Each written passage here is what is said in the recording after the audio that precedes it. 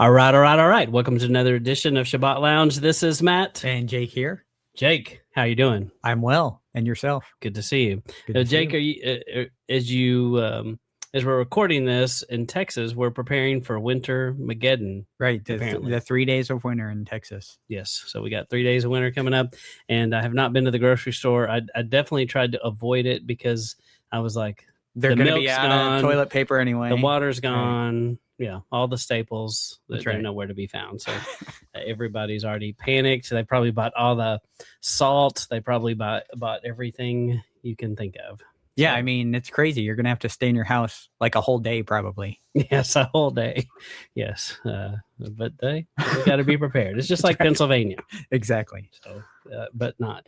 Well, we've been in a season of interviews, and that's where we are. But before we get to the interview, Jake, tell them what we need them to do.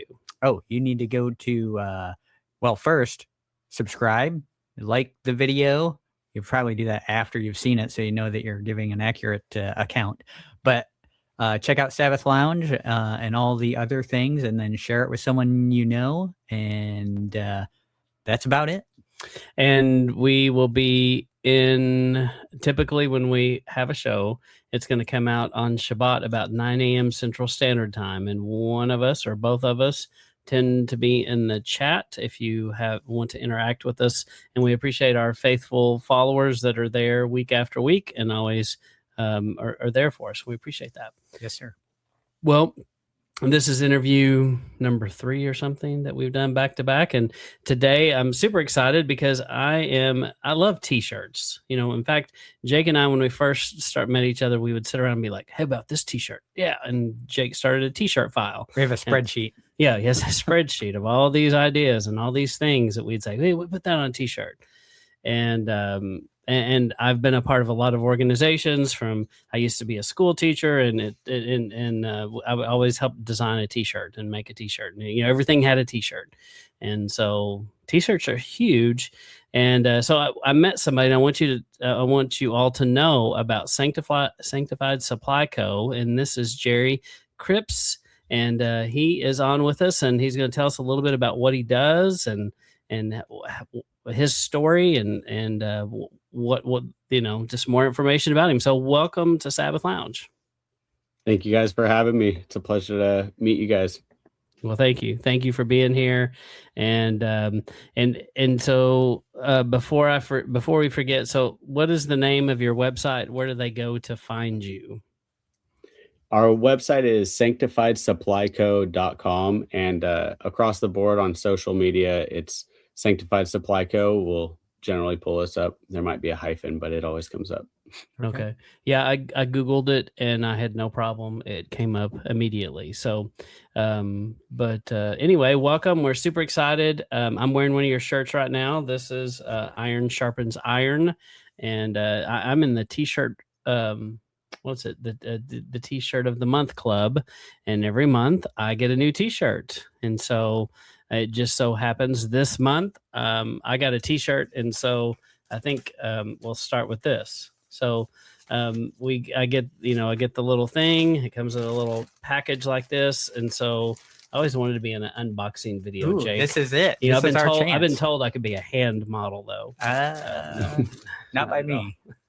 So this is his t-shirt of the month for those of you that get that. So this one is a front design, and it's got a little tag. So nice. Yep. So I love that verse, by the way. Awesome. It's fantastic. Very nice. So this is my first time to see it. I decided to unveil it live with the creator of the shirt. That's right. So we're super excited. I love these t-shirts, and they're super soft. And, they quickly become your favorite shirt. I get a lot of compliments. These are great on Shabbat and really anytime. But I really like them because they just feel comfortable. And on Shabbat, you should feel comfortable. I think that's required. So, but I appreciate you making good shirts, good quality, and those of us that are t-shirt nerds, which my entire family is. We have people in our family that have t-shirts from the 70s, that they're still rocking. And so t-shirts are a big deal to us. So, and they really like the quality and the texture of these. So thank you. Yeah, thank you. That means a lot. And I do have to give credit to my beautiful wife, Lucia, though. She's technically the creator of the t-shirt. I'm the producer. So she does all the design work and I do the screen printing. So give credit where credit's due. She's a true MVP here. That's right. That's a smart man right there. Smart man. All right. Well, we wanted you to tell us a little bit. We almost always ask everybody to kind of tell us a little bit about you and how you and your wife came into Torah, because most of us have a story. Everybody's got a story. And, kind of tell us how you went from Christian Normie, which I assume you did, but maybe you didn't, and you got into what you do today. Yeah. It's funny because I was just in the chat on your last guest, Andrew LeClaire from Outside the Camp, which, I mean, it's hard to follow him up. That guy's awesome. But so I was commenting on one of the comments in his comment section, to be redundant, but I was able to refresh my memory really because it came from oddly the topic of circumcision, because we were having our first son, and I was looking for instruction on how to raise my son, whether to circumcise him, whether to not circumcise him. And I wanted to circumcise him, but I was like, how important is it that I do this on the 8th day? Well, I came across scientific studies that show that vitamin K levels in the human body are exponentially higher by the time they're 8 days old, which, if people aren't aware, it helps with coagulation and clotting the blood so that they don't bleed out when they're circumcised. And I was just mind blown because I hadn't yet put my confidence in the word of Elohim. And so that was a paradigm shift for me, and it made me question how many other things did the Father tell me that were for my benefit, for our good, that I hadn't put my trust in. And then right after that was in the same week, we found out the same thing is true about the food laws that were given in Leviticus. So it was just after that, I was turning over every stone of things that I'd been taught. And it really harkens back to the Garden of Eden, where the Father gives you a command, and if you listen to the voice of any other besides him, Scripture says, let Yah be true and every man be a liar. You just can't trust anybody but him and his word when it comes down to it. So that was the beginning of the end. The story is much longer, and we can definitely go down the road of it was quite a journey, I'll tell you. No, I think I muted myself. Yeah, we've got time. You can definitely elaborate more on that. But I love what you think about that. I love the scripture. Every man, be a liar, but Yah's word be true. That's something that I pray all the time for my children and grandchildren, and I say this all the time. But I encourage everyone listening to this to do that for your children. Pray for your children and your grandchildren, and in the descendants you don't even know about yet. And pray that they will believe that, because that is I think COVID showed us that is going to be most likely very difficult to do in future times with the unknown, and especially with the rise of AI and all these things that are coming. It's going to be more important than ever to tune into Yah and know that he is right and true, and man is usually either, if they're not lying to me, they're trying to trick me to get my money or my time or something from me. So, but yeah, feel free to tell a little bit more about your background of what you grew up in and how, kind of that journey that you went on. Yeah, and if you once you, as you mentioned, started looking at the food laws, I know there's always a lot of pushback from the community we're in. Once we start seeing certain things, kind of maybe your trek through those those kind of mazes with people. Yeah, definitely. So right before, let me back up a little bit. Before we learned about circumcision and the food laws, we had kind of the lid blown off of the secular holidays that, Christmas, Easter, and the like. And so we had put our line in the sand and said, hey, I know enough about these, and this is my conviction, and I want nothing to do with them anymore. So as for me and my house, we're not going to do that anymore. And so we pulled the plug on all that, which was like taking an ice bath for us and for our family. And but once the shock had kind of worn off, our family was relatively accepting of it, which is not always the case. So very grateful for that.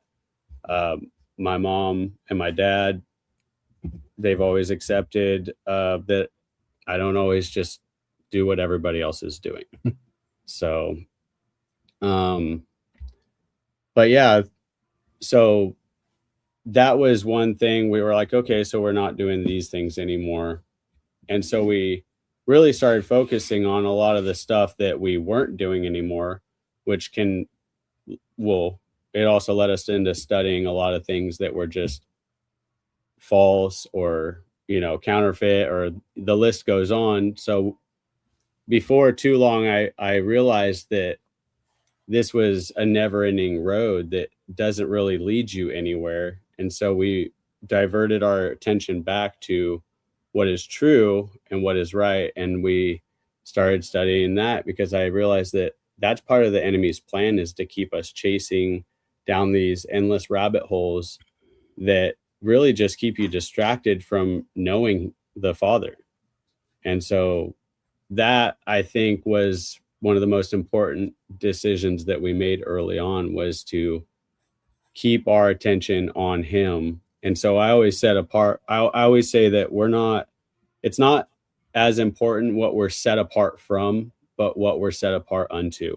And if you can keep your focus on what you're set apart unto, all the other stuff just falls by the wayside. And so I do believe that that's why our learning was accelerated. And we just started reading the word from the beginning, and it was all new to me, even though I'd seen it before. Because I grew up in church from an early age, although in a broken home with, divorced parents, and there was addiction and a lot of things, which really summarizes it. So without dwelling on the negative, it was a not great environment all the time. But I do believe, kind of, we talked briefly before, we went live, that it's some of those hard times in life are what refine you and really test the character of a person. So I do believe it was for our benefit. Again, scripture does say he works all things for our good to those who love him. And so, yeah. Yeah, I think there's a lot of wisdom in knowing what to ignore. You talked about not getting distracted by different rabbit trails and things like that. So yeah, I think there's a lot of wisdom in that. Yeah, and I think that a lot of us can relate to that. I think Jake and I, we definitely have gone down that path. We've kind of gone some of it together. Some of it we've gone down individually, but we, chase all kinds of things, or have chased them, and kind of came to the conclusion a while back that so much of that can be such a distraction, and you can lose focus. And I think that it's just like what Paul talks about, how, like people run over here and follow this guy, and they run over here and follow this guy. I'll follow Apollos, and, they chase teachings and chase ideas, to and fro. And sometimes you can completely lose your focus. And then also when some of these teachers and when some of these people, when they fall or mess up a little bit, then if you're not careful, your whole, just same thing that happens in church, your whole worldview can be crushed and then you're questioning everything and really have a crisis of faith.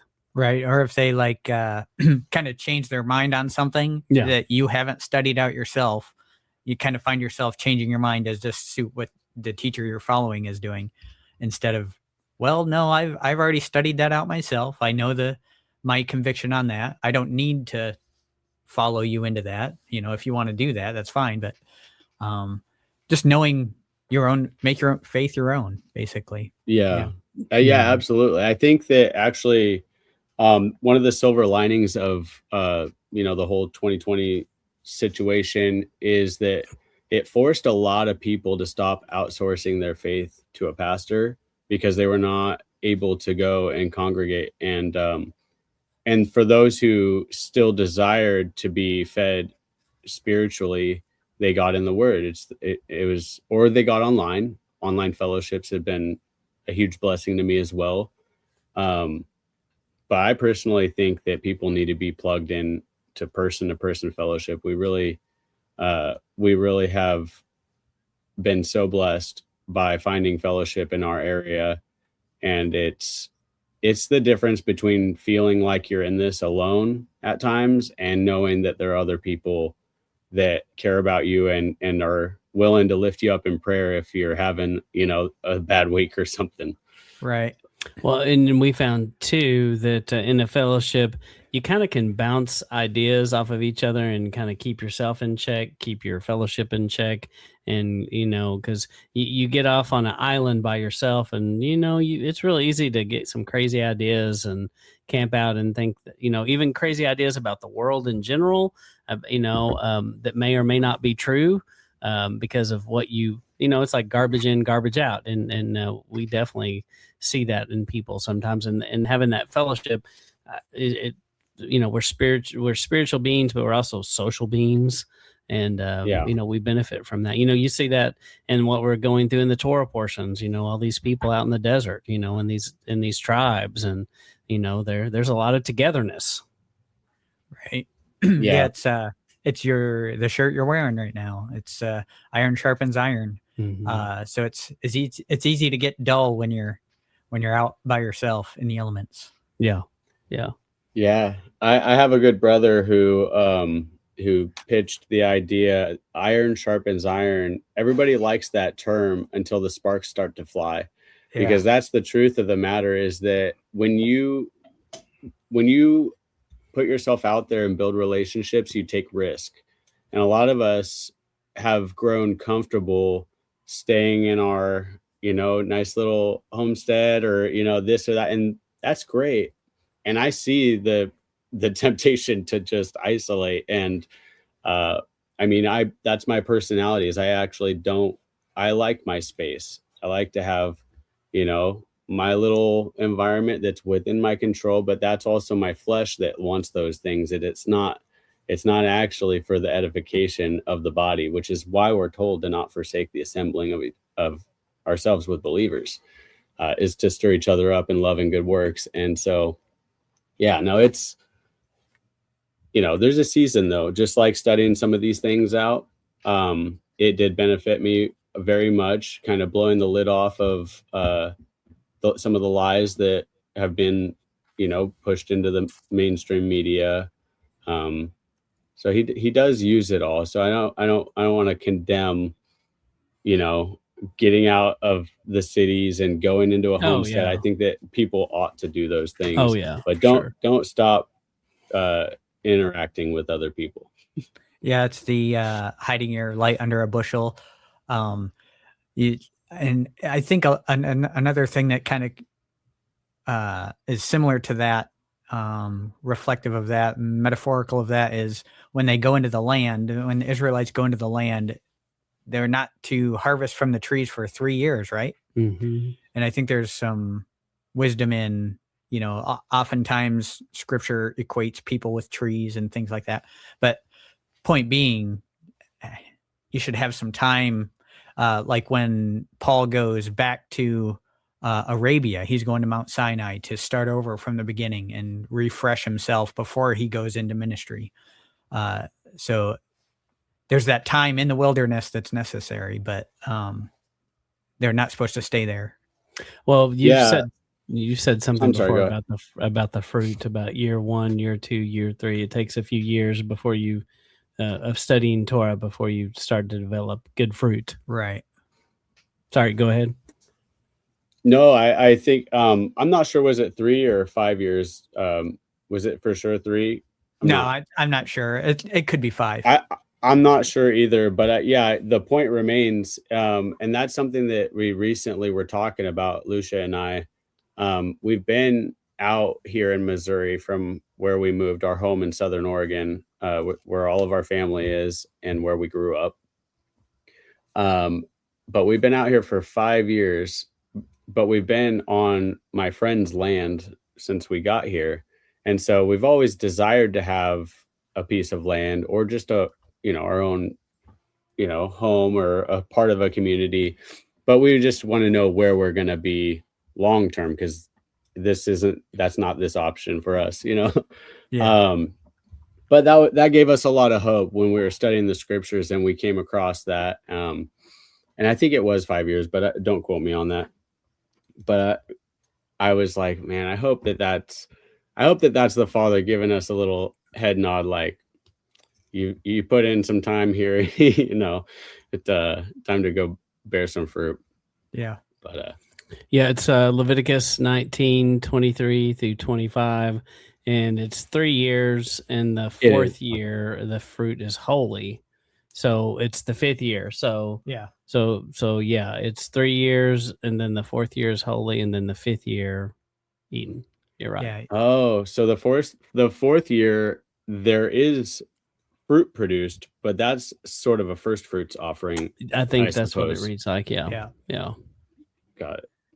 So yeah, that's such an awesome metaphor for kind of how, even, I've seen my walk, and like you're saying with yours, I think it's pretty powerful. Yeah. And many people come out too early swinging. I feel like I probably did, for sure. And I think that's a pretty easy thing to do. So, what advice would you give? This was also not on our thing, but to someone, it sounds like you have a pretty good relationship with your parents, and coming into Torah, what advice would you give someone? So if they're just coming into this and they're like, how do I tell my parents what worked for you to kind of bridge that gap? Was it just their love and kindness, or do you think you did some things to help? Yeah, our approach has to be palatable. So I always relate good fruit to being palatable. A bad fruit's not palatable because you want to spit it out if you take a bite of it. If you try to serve that up to somebody, they're going to do exactly that. They're going to reject it. So our approach needs to be thoughtful. I don't recommend going at it right away with your, in all of our zeal. I think most of us can relate, man. This is like a fire just lights in you as soon as you come to the truth, and you're like, wow. Bill Cloud had a great teaching on it. It's like you're given the light, right? The word is a light to our path, and it illuminates where we're going.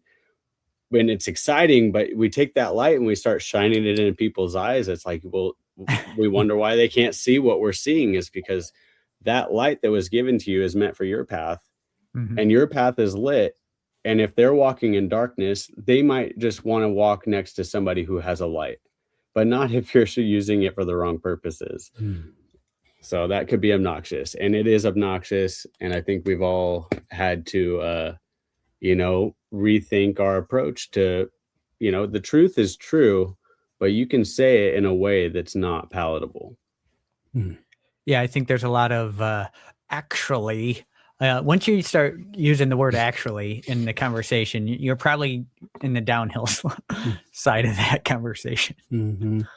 Yeah, no, that's good advice. And I think, Jake and I have been talking about that a lot the last year or so, just about how don't wreck, especially family relationships, your mom, your dad, your brother, sister. Don't burn those bridges. do it carefully and love. So many of us, we wouldn't have the faith we have if it wasn't for our parents and our grandparents and some of these folks in our life. And so we don't need to go scorched earth on them, because, this very seed of our faith came from them, and that's a good thing, and we do, there's some gratitude that we have to have for them and the legacy that they imprinted on us. But no, that's good. I appreciate you sharing that. Jake, do you have anything else? Or Jerry? Not on that. No. Okay. So, well, so forgive me because I'm what, people label as ADD. I don't receive that, but like I just go bouncing all over. So I kind of left out a lot of our, kind of how I went from Normie Christian to keeping the commandments. So when I was 21, I was starting to take my faith more seriously, going to church, still a Sunday church and all, but I was actually reading the word and trying to apply it. For the first time in my life, I was actually searching out what was sinful and what I needed to stop doing and not just feel bad about doing. And so did I lose you? No, you're still here. I'm sorry. So with that was the beginning, I believe, of the process we know as sanctification, where you're setting yourself apart unto him. You're starting to no longer live for yourself and your own fleshly desires, but in a way that pleases your creator. So that, I believe, is when he really shined his face on me and said, "Hey, I see you, son. And, I'm going to work with you." But up until that point, I was not trying to monitor, even acknowledge my sin. I felt bad about it, but it was just a cycle of sin. And I ended up putting outlaw by choice, saved by grace on my arms, shamefully, and to my eternal, humiliation, because now I'm a Torah Observant Christian. I call myself, I know a lot of people don't receive that, but I'm a Torah Observant follower of Messiah. And I have outlaw by choice on my arm while I'm wearing seats to remind me to keep the commandments. So it's a humble check for me, for sure. It is it's so interesting because it kind of really explains the standard Christian understanding of the faith is, well, there's another phrase that everyone always says or something like that, like something about he loves me even though I'm a sinner. It's like, well, but you shouldn't be a sinner. You should be trying not to be a sinner, that kind of thing. I don't know. There's a phrase in there that always kind of struck me as odd, but it's along that same vein of he loves me anyway, loves me just the way I am. It's like, no, he loves you so much. He doesn't want you to stay the way you are. I literally just deleted a song from my Spotify today that was, it's false doctrine. And I don't want my children absorbing that. We listen to only Christian and, whole Bible believing music, but not all Christian music is good theology. Yeah. That's true. But if I may, back to when I was 21, this was the moment that I actually, for the first time ever, knew that I was called for a purpose. I didn't know that for sure. I kind of always wanted to be called for a purpose, but it was in a moment of deep brokenness, though, and that has been a theme that I've noticed for a lot of people. Scripture says a broken and a contrite heart he won't despise. Well, sometimes it takes for us to be low enough to say, hey, I actually need you, and I can't do this without you. And so in my moment of just surrender, I reached out to my grandmother, who has since passed, but I knew that she was the most, godly person I knew in my life. And so I reached out to her and I said, Grandma, I'm going through a really hard time right now, and I don't know what to do. And she told me to pray and plead the blood of Jesus. And so I prayed and I asked for him to just cover my sins with the blood that he sacrificed for us. And it was a really interesting thing. I don't know if it was just because I was on my face or what, but I had a drip of blood come out of my nose, just one drip, not like a bloody nose. So I kind of was like, oh, that's, weird. I didn't think too much of it until this became like a monumental moment in my life that I was never able to forget that was part of the story. Well, I opened up my Bible, and I don't generally just flip open and see what's there and read, but I did this day, and it was the passage in Isaiah where it says, the Spirit of the Lord is upon me, and he has anointed me to preach good news to the poor and to proclaim liberty to the captives. I don't have the verse memorized, but that verse. And I was like, okay, praise, I didn't say praise. Yeah. I said, thank you, God, and I said, okay, but I don't know if I just like picked that verse for myself. I don't know that that's from you. So, and I did not know that verse was in the Bible twice. So I flip open way over to the New Testament now. And I open up to Luke, where Yeshua is quoting that exact verse.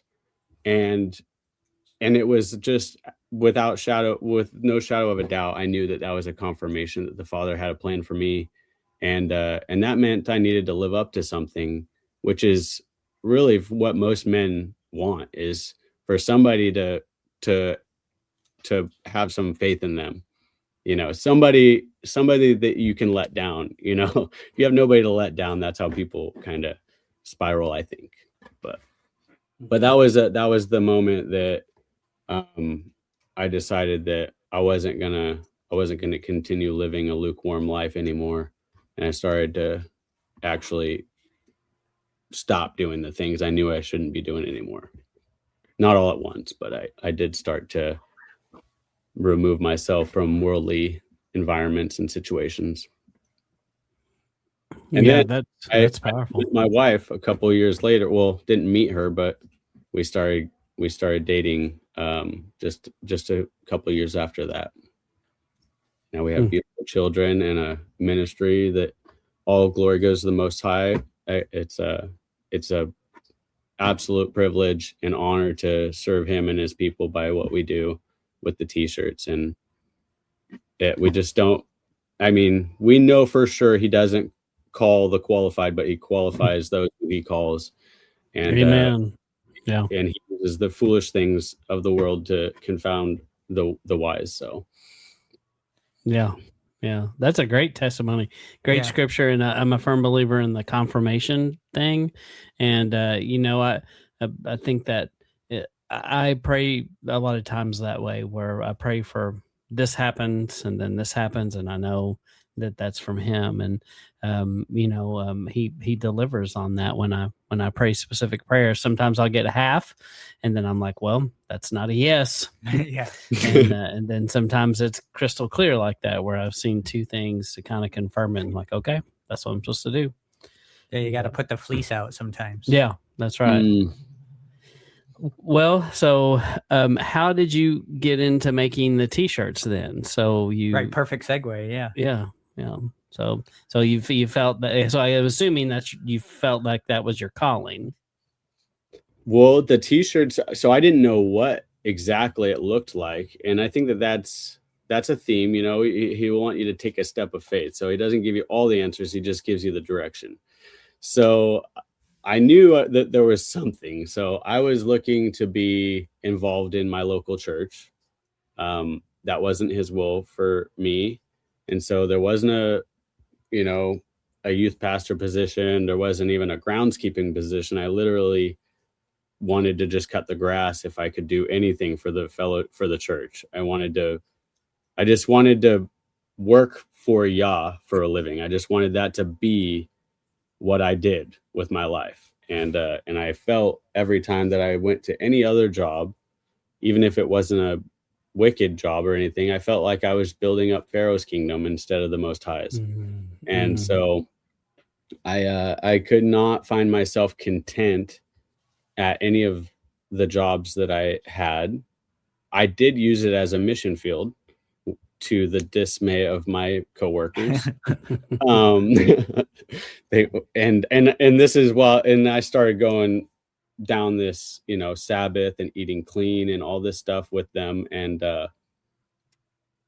there's just not a whole lot. I mean, some people were kind, but there was nobody that was like, yeah, let me get into that budging. Also. Yeah, let me just not. Yeah, no, it does test your faithfulness because, so, but to the t-shirt thing, I just decided, while I'm working, I'll just make billboards, to share my faith, and because I didn't like to talk to strangers. I still don't really like to talk to people I don't know, which is why I decided to do the t-shirt, because I don't have to talk to people and I can still witness to them. And so it's like the passive income version of, sharing the gospel. So right. Something that you don't really have to work at, but it does open the door for conversations and opportunities to witness to people. And in my case, I get a lot of people, and anybody else who wears the shirts, I'm sure they can attest that it's mostly believers, but Christian, Sunday Christian believers that will say something about your shirt, which is actually kind of the pool that I'm fishing in. That's I want to kind of help people along this journey without excommunicating them and without shoving my light in their face and blinding them. So we want to find so much middle ground with them before they know how far on the other end of this spectrum we are, that they already have buy-in. They already kind of like us a little bit. So by then you might as well just hear me out. But truly the t-shirt idea was stemmed from my childhood. My dad would buy boxes of evangelistic t-shirts and give them to homeless and anybody who wanted one, and he would hand them out like a tract. And I was inspired by that. I actually didn't put two and two together until we had already been doing the t-shirt thing for a couple of years, and I was like, that is absolutely where that seed was planted.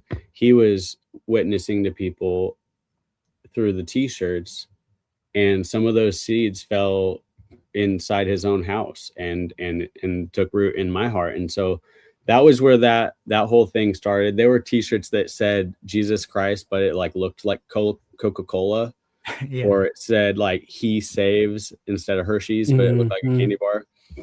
And but yeah, that was, so my dad, he definitely gets credit for putting that idea in my head early on.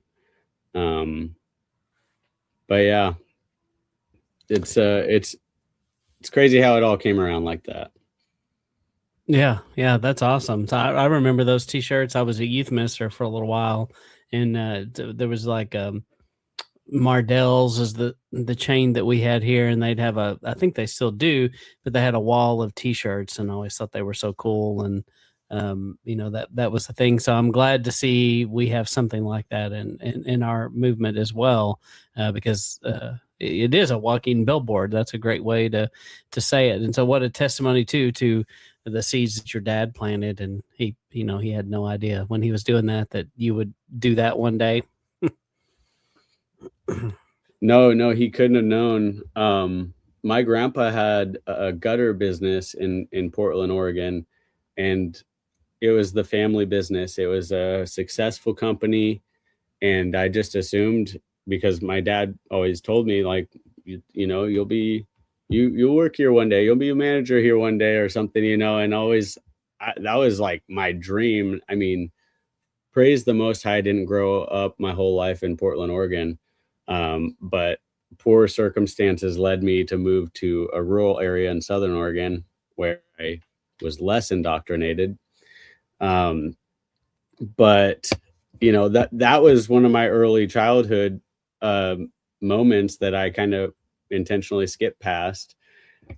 That was the hardest thing for me early on, and it was partly due to an early divorce with my parents, and then things just really went downhill for my dad later on in life, which led me to live with my mom, and that was like some of the things that like upset me the most as a child and kind of caused me the most pain at that time of my life. And then I look back, and really you can trace back almost everything, and it's hard to see it even just a couple months past, but you get 10 or 20 years past those big trials, and it starts to become more clear that the Father's hand was in it the whole time, and a lot of it was purely provision and protection. And that also allowed me to not have hard feelings towards the Most High, because I grew up with a bit of a chip on my shoulder. I believed in God, but I felt like he didn't care about me because of the circumstances. And that's easy for a kid to, not have the answers and try and kind of fill in the blanks, especially if there's nobody to kind of give you wise counsel in those moments. But yeah, it really squashed a lot of that I had held onto. I didn't realize that I had bitterness towards God until it was lifted from me. And then it just like cleared the airways, and I felt connected with him again. Yeah. Well, I think anytime we go through adversity, we either get better or we get bitter. And unfortunately, there's many people who get bitter with it, and just can't get past it, and this, and this anger and this, hatred or unforgiveness or whatever it is that we're dealing with, what we don't realize is that when we forgive and when we move past, it benefits us. So there may be someone out there that we're really mad at, and they may not even know. But we're carrying this thing around with us everywhere we go, and it's a burden. And y'all can take that from us, and that we don't have to carry those things around. And I'm glad that you got decoupled from that and found him in the right way. So that's awesome. Yeah, we always had a guy that would say, you can either be bitter or better. The difference is I am the difference of whether or not I'm bitter or better. So I always thought that was kind of funny. I'm surprised I haven't heard that. That's really good, though. Yeah, that is good. I'm writing that down. Well, one of the things that I had here too, and I wanted to show some of these is, I want to know more about the tracks. I really have enjoyed seeing these, and so hopefully, you can see those. So sometimes you put these in the order, and so I do want to back up a hair too. So I also have benefited from a wall hanger that you sent. You sent out the 10 Commandments, and I hung that in my office. I'm proud display, and people walk in, especially when I first hung it up. Everybody would come into my office and they'd look at it and kind of check it out. So I like the wall hanger stuff that you did. But tell us about these tracks, and so kind of how did this come about? Because you talked about your T-shirt kind of being a walking track, and you've actually made tracks. Yeah, my wife is largely responsible for the tracks, so we do study these topics out together.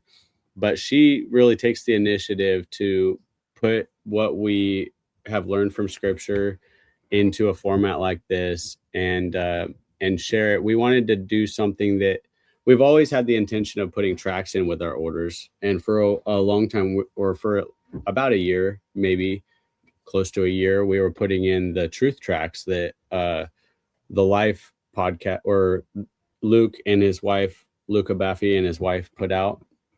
And so we were inspired by their tracks, and we've always wanted to evangelize, and not everybody can afford to buy a t-shirt.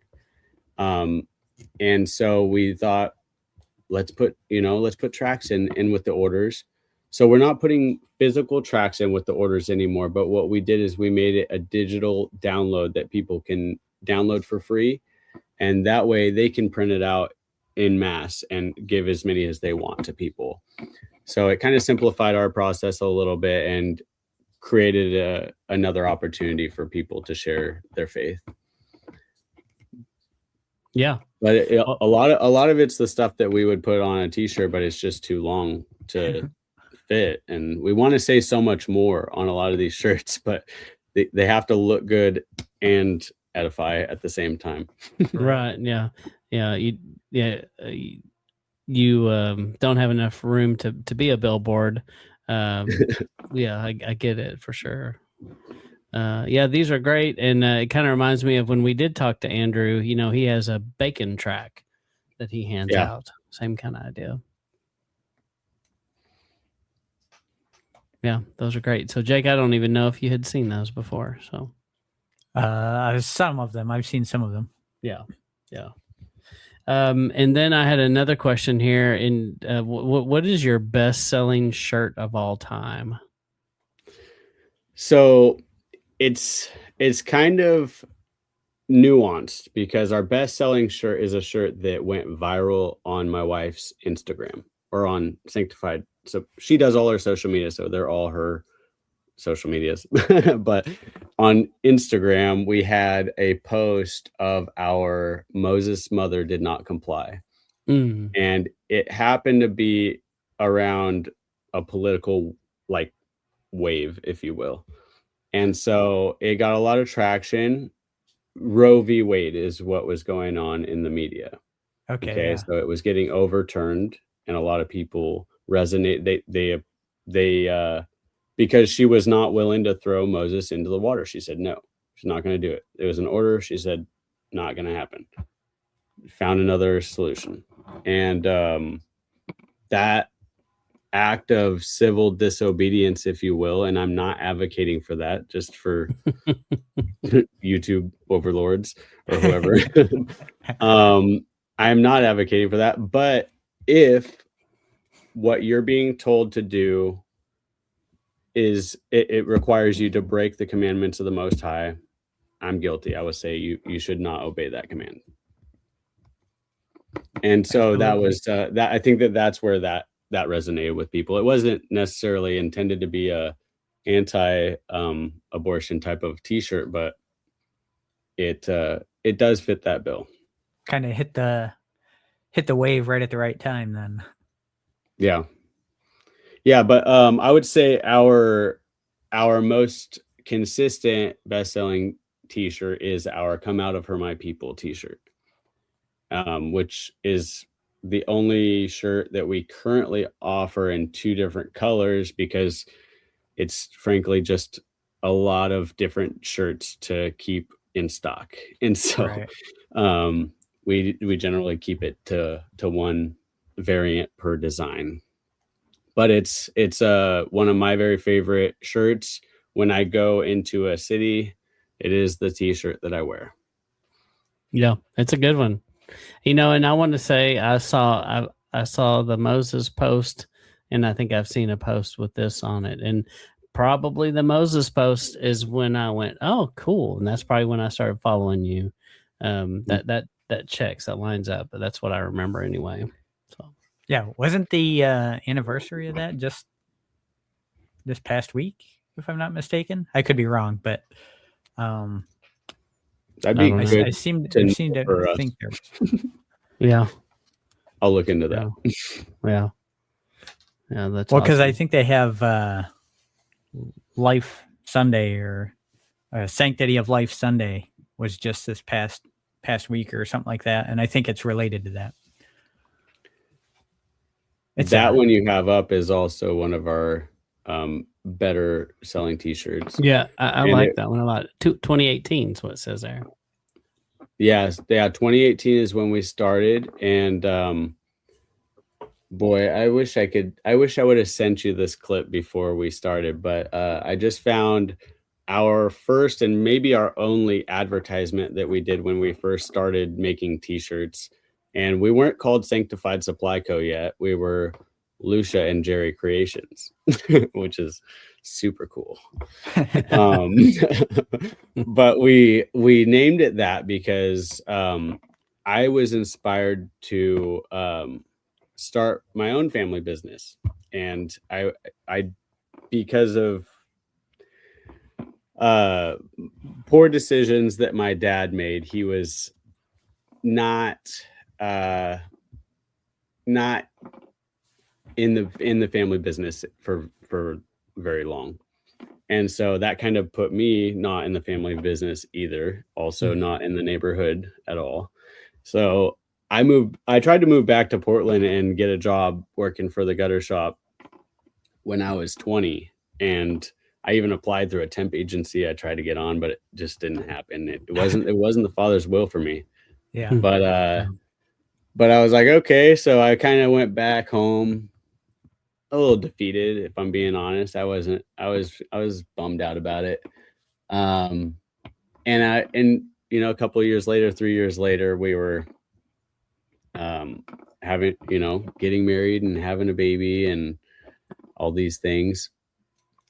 And Lucia and Jerry Creations is what we called it because my son's initials are LJC, and I thought that would be a nice little tribute to my boy. And when he gets older, he'll be like, oh, so special.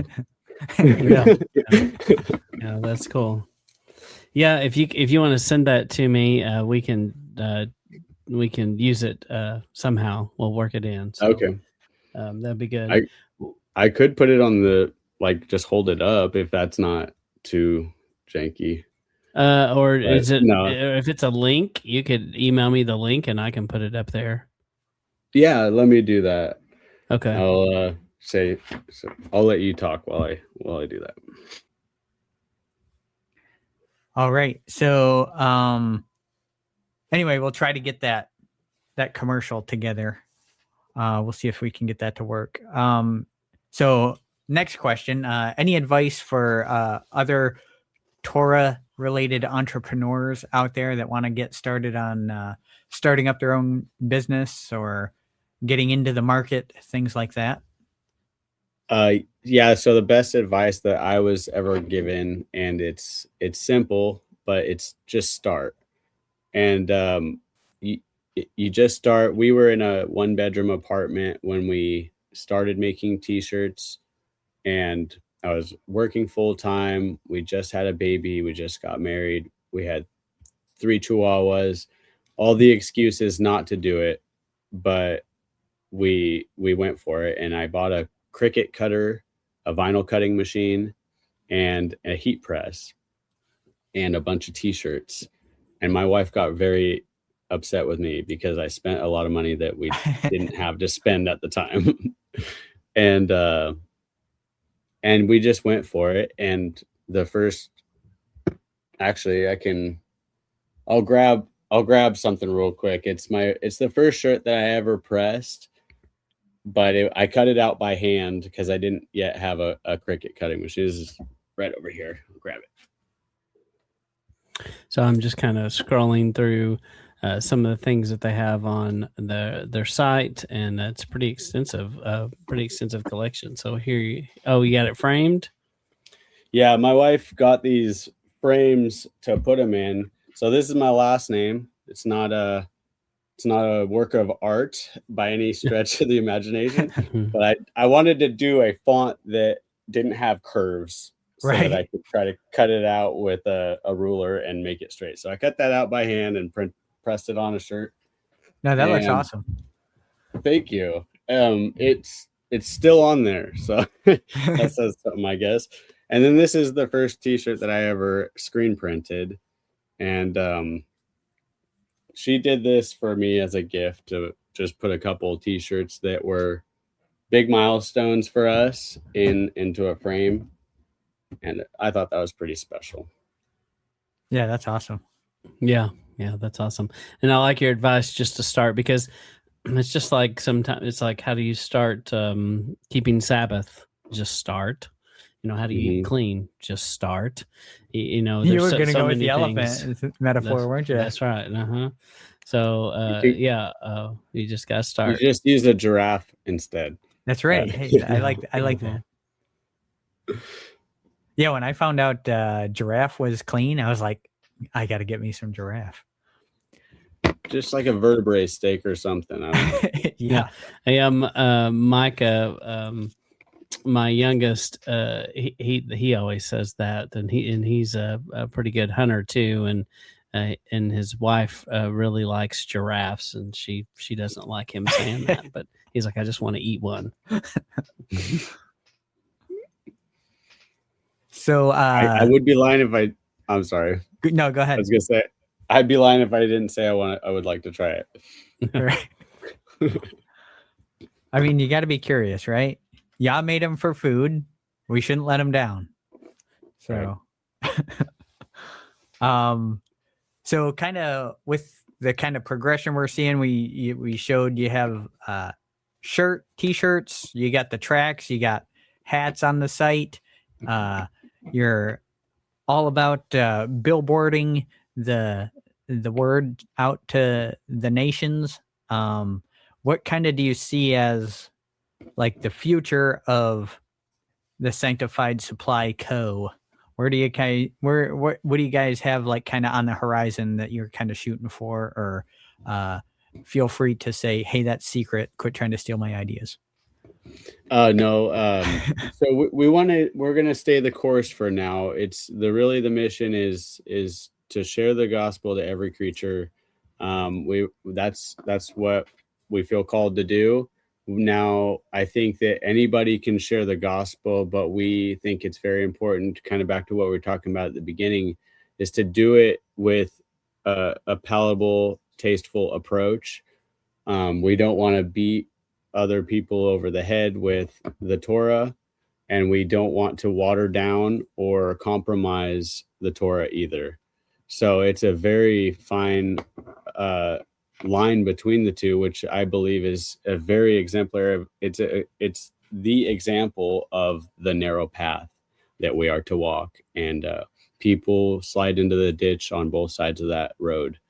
And I think it's not to, we want to help them out of the ditch, Right. So whatever side they fell on, which the Messiah and the Moedim shirt is one of the shirts I believe is one of the most powerful witnessing tools, because it connects Yeshua to all the feasts.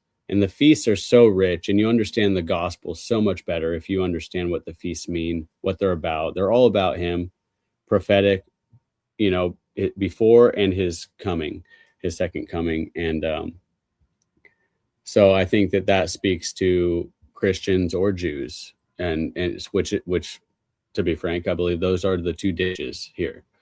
And so that's Messiah the Moedim shirt comes to mind as far as walking that narrow path. Yeah, I think that's a real good point about the, being getting the message out, but not clubbing people. I mean, they're not baby seals, people. That's not the point. No, I'm kidding. And I like the font that you used on this. I think many people can relate to where what this reminds them of. Maybe like a band T-shirt or something. Yes. One particular band. So I like that you have a short one-liner that sums up that feast. Have you seen? My wife and I watched that series, The Promised Land, and did you ever watch The Office? I haven't. Well, I've lived under a rock as far as television. Well, that's good. Most of my life. Good.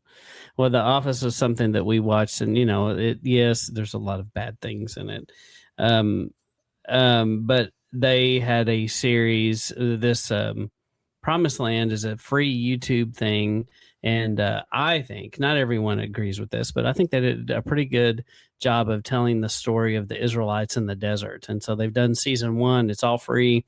And they have a T-shirt there that's like a concert T-shirt that they sell. And it's the years in the desert.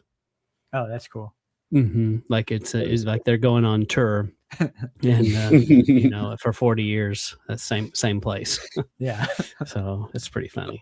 So, but I like shirts like that though, because it's like this inside joke. If you don't know the story, then you're like, well, you don't get it. But maybe you ask a question, right? So yeah.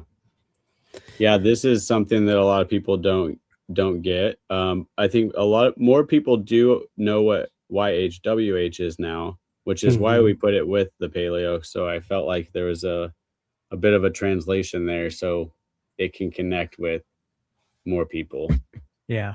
No, that's a great one. Yeah, it's kind of funny because when we first came into Torah, I mean, I think for me it was around 2017, I want to say. I had never heard Yahweh as the name, and then and actually the only people I did hear using that phrase, that word after, were atheists who were arguing against Christians, because they have the problem of having to designate which God they're trying to tear down. So they were the only ones that were using Yahweh before I understood what it was. And then but nowadays, since so many people have come out of churches and have hit their pastors with, hey, what about this? Why aren't we calling him Yahweh? Why are we forgetting his name? And that kind of thing, then now they have to use it because it's in the vernacular now. So I think it's cool that how it's come back a lot. Yeah, it's a lot more mainstream than ever right now. I grew up listening to hip hop music, and I still listen to Christian hip hop music. And there's a lot of very talented Torah rap artists out there as well. But even the Christian rap artists, they say Yeshua and Yahweh, and it's becoming more understood that for those who want to know, it's very easy to learn right now. Yeah, well, yeah, you just Google it, and there's all kinds of information. There's really no excuse. You're not looking very hard if you haven't seen it. Mine. I really hope that Mr. Forrest Frank would come into some of this, because I've really enjoyed kind of watching him and how simple and pretty pure his lyrics are. Like you talked about, so many people kind of camp out on some different theologies, but I like how he keeps it so simple. We've asked him, we'd like to interview him sometime, but I would love to see somebody like that come out and start observing Sabbath or something. And I think, through time, we probably will see some of that. Yeah, absolutely. Forrest Frank has a heart of gold for sure. And I think that there's something to be said for the love that people have, because even some people, and forgive me, but I'm gonna call something out a little bit right here, but even people within our movement, the Torah Observant community, can be very nasty to people, and it's not the fruit that we're supposed to be seeing from those who follow Messiah. You'll know who they are by the love that they have for one another, also by the fruits. Right. Yeah. And so I think that's something I want to encourage all of our brothers and sisters that are keeping the commandments to get back to what is, you make the main things, and these other things they're important, and we shouldn't compromise on them, but none of it matters. If you read 1 Corinthians 13, none of it matters if you don't have love. And so I do want to encourage people to get back to that, and don't let our heads get full and get our nose in the air because we have the truth, because even bloodline Israel was rejected from entering the promised land, and they had to circle back around, like we were just talking about, So, I mean, he can say, hey, not right now. You're not there yet. That's the Romans 11, don't get a big head. This isn't all about you, and I'll cut you back off and graft in the natural branch again if I need to. And absolutely. It's a dangerous game. Yeah. That's good. Good words for sure. I appreciate you saying that. So, and something you were saying when we asked you about what's new, you talked about, staying with what brought you there, kind of thing. And I think that's important. I think a lot of people in business, sometimes we shoot with a shotgun, and we're like, man, we need to do all this.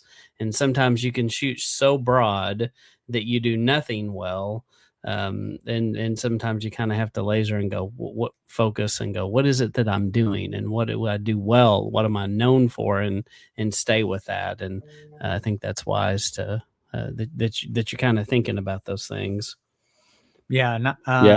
To that point, just put a different way.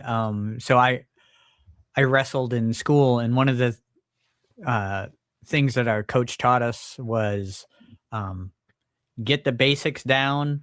So all the other like fancy moves and stuff, you don't need to worry about that. If you can do a simple, and he had an example person, and he said, this person, if everyone knows all he's going to do is shoot a double leg, but no one can stop it. It's like, it's one simple basic move, but no one can stop it. And like, as long as you're focused on what you're good at and you do that to the best of your ability, then, that'll take you all the way to the championships, if you will. So, yeah, definitely. I never got close to the championships, but I did wrestle in high school as well. And it's a humbling sport if you've never done it before. And I had never done it before. So I gave some people some highlights they still remember, I'm sure. Oh, that's funny. Yeah. Well, you kind of touched on it a little bit too about the state of the body. And did you finish what you were going to say on that? Yeah. I kind of I don't want to rant on it. I made my point. Yeah. No. And I agree with that. And that's what Jake and I have been seeing over the last few, the last couple of years about there's a lot of bad, like you mentioned, a lot of bad fruit out there. And, we do have to be mindful of the image and the things that we say and do, and that we got to lead in love, just because there's a lot of anger, a lot of hatred, a lot of division, and pretty soon we become just like the thing that we left. It's like Hunger Games. I know you probably didn't see that, but I'm familiar with a lot of this stuff. So. In Hunger Games, that's kind of what happens in the end. They rail so hard against this thing and they pull away from it, and then in the end they become the thing that they hated and fought against. It's a revolution when you don't have a plan after the revolution. Yeah. So well, Jake, what do you have anything else? This is off topic, but I'm very curious about it. And since you brought up some ties to Oregon, are you familiar at all with the plan of Greater Idaho going on right now, where they're trying to merge half of the eastern half of Oregon with Idaho? So I'm not familiar with any current events in regard to that, but as long as I can remember, there's always been, I used to make t-shirts that was the 51st state of Jefferson when I was still in Oregon, and I was rooting for it because Southern Oregon does not want to be associated with Portland, Oregon. And Portland, Oregon represents most of the state, just like most states have a big city that represents them. And Idaho is very conservative, and so that's about as far as I know. I'm sure that it's just an evolution of that exact So from your experience, school of that's been thought. going on for a while then. Oh yeah. Oh, Okay. definitely. I see us getting parts of Canada before that happens, though. No, huh. That's funny. Okay. And then, so we had mentioned previously off air, but so if people want to find you or submit ideas to you guys or any of that, where do they need to go, and kind of give a plug to people where they can find you and how they can share their special ideas and become the next big selling merchandise at Sanctified Supply Co. So through any of our social medias would be probably the first place, to like a Facebook Messenger, or you can go to Sanctified Supply Co at gmail.com. You can send us an email there. I will say we're not doing like wholesales or, one-off custom products right now, but we love getting suggestions for great evangelistic t-shirt ideas. So yeah, if they want to send those over, sanctifiedsupplyco at gmail.com is a place you can email us, or on Facebook, Instagram. Okay, those awesome. work too.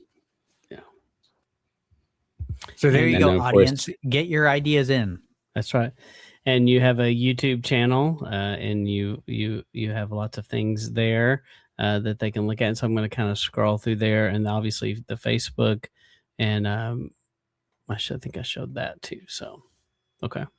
And Yeah, tell me, so you have an Ancient Path Parable of the Vineyard, I guess, has a fellowship finder too. I see that on your post. I didn't see that. Yeah, I haven't seen that either. My wife posted that. Yeah, the Ancient Path does have they've got a lot of people on the fellowship finder. So if people are hearing this, they're watching this right now, and they don't have a fellowship in their local area yet, if you don't see one on the fellowship finder, I recommend starting up a little. What's that? It played music. Yeah, I didn't know. It did. Yeah, get connected in a local fellowship. I can't tell you how good it's been for us to have that iron sharpens iron in real life, and not just on the internet, because people aren't the same on the internet as they are in person. You're not getting the best version of somebody in the comment section right now. Yeah. It's hard to get the discipleship through the internet, I think. Yeah, it really is. It's hard to grow it can happen, but it's kind of the harder way to do it, I think. You got to press the flesh. Yeah, it's good to be challenged, and it's good to just feel loved, by other people that love your Heavenly Father as well. And and we're all part of this walk together. And I think that really the harvest is plenty, but the workmen are few. That comes to my mind a lot. I think more people ought to be more engaged, and it doesn't mean you have to be an evangelist. That's just what we've been called to do. There's a lot of different gifts, though. I think people ought to read the scriptures where it talks about our gifts. I believe it's in Romans 11, maybe. I'm not sure, but find out what your gifts are. Ask the Holy Father to reveal what the purpose He has for your life. And my wife always refers to the body as a Swiss Army knife. There's many different members of this body, but we're all a part of one body, and we all serve a slightly different function in the body. So if somebody's not a pair of scissors, don't come after them because you're a corkscrew or whatever you are. We're all different in a little bit different ways, and so have grace on each other, because we need grace. Don't be quick to think other people are really dropping the ball when there's probably things that we could do better ourselves, that sort of thing. So yeah, just be kind to one another, get connected with people. It's the most, my favorite part about this walk so far is our fellowship. and just having community out with other like-minded believers that, they really love Yah, and none of them are perfect either. So get used to that. Yeah. Yeah, that's for sure. So, they're not going to ever be perfect because they're made of people and we're flawed. Mhm. And the Torah is full of those stories. Just week after week, we see these flawed individuals that Yah used in powerful ways despite their flaws. So, and it encourages us to know that he can use us. And I appreciate what you're saying about the evangelism. And so many people don't realize that they are evangelists at work, wherever they go. And God has probably put them amongst some people that they're supposed to tell something to. And boy, what, and you can speak no louder message than how you live every day, because you can talk, you can say words and say one thing. And I've seen so many people, talk one way, but everything else about them said something different, and then that makes a real conflicting message to especially somebody that you're trying to minister to. But our actions of the people that we work with day to day, often that's the biggest mission field many of us will ever have, is those people at work. So, and if you wear a Sanctified Supply shirt, you can enhance your mission field. That's right. Thank you. So, all right.